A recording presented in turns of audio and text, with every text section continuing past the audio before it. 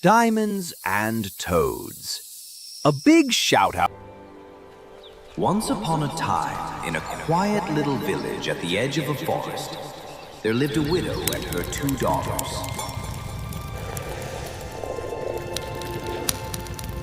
The elder, Clarice, was the very image of her mother, sharp-tongued, proud, and vain. The younger, Marianne, was gentle, patient, and kind-hearted, just like her late father. Their cottage was humble, with ivy creeping up the stone walls and a small garden of herbs and wildflowers that Marianne tended daily. Though poor in possessions, it was often rich in the scent of rosemary and thyme.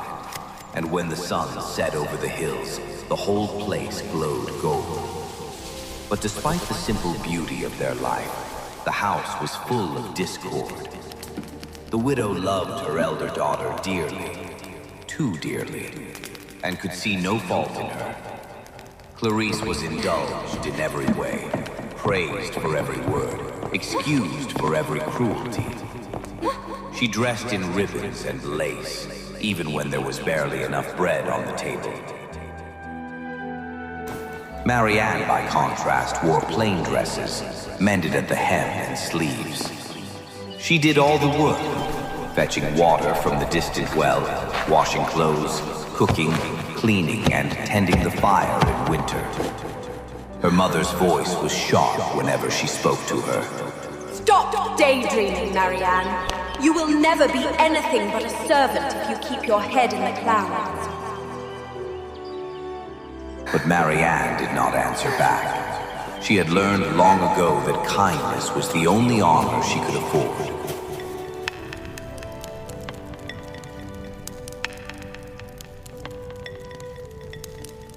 One summer afternoon, the sun was fierce upon the fields, and the air shimmered with heat. The widow realized there was no water left in the house. Marianne, go to the well at once, the one beyond the orchard. It's the freshest. Take the largest jug. Don't dawdle. It was nearly a mile away, and the path wound through dry grass and thickets of briar. But Marianne said nothing. She lifted the jug, tied a kerchief over her hair, and set off. The air was heavy with the buzzing of bees, and her feet brushed the dust of the path.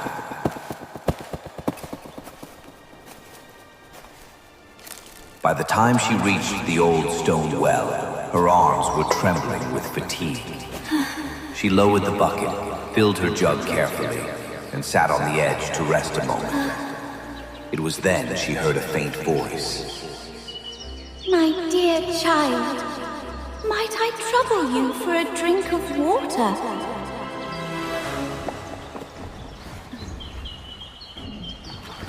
Of course, ma'am.